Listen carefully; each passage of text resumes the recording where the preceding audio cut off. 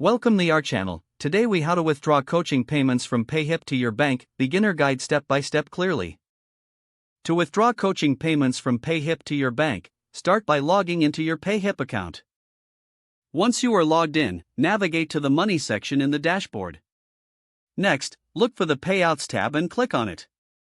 Here, you will see your available balance and recent transactions. To initiate a withdrawal, click on the Withdraw button.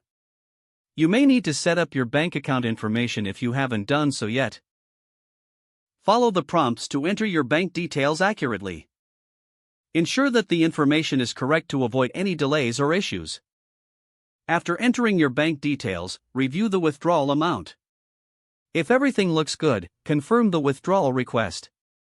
Payhip will process your request, which may take a few business days. You will receive a notification once the withdrawal is complete.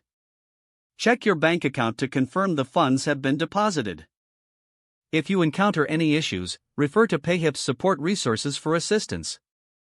That's it. You've successfully withdrawn coaching payments to your bank. If the page does not load, refresh the browser or try again in a private or incognito window.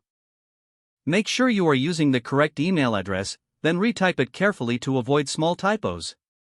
If your password is not accepted, use the reset option and create a new strong password you can remember. Check your spam folder for verification or security emails, then complete any requested confirmation steps. Enable two-factor authentication if available to improve account security and reduce unauthorized access risk.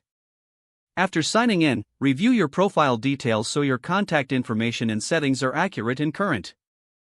If you see an error message, note it down and try again after restarting your device and internet connection. Log out when you finish, especially on shared devices, to keep your account and payment information secure. If the page does not load, refresh the browser or try again in a private or incognito window.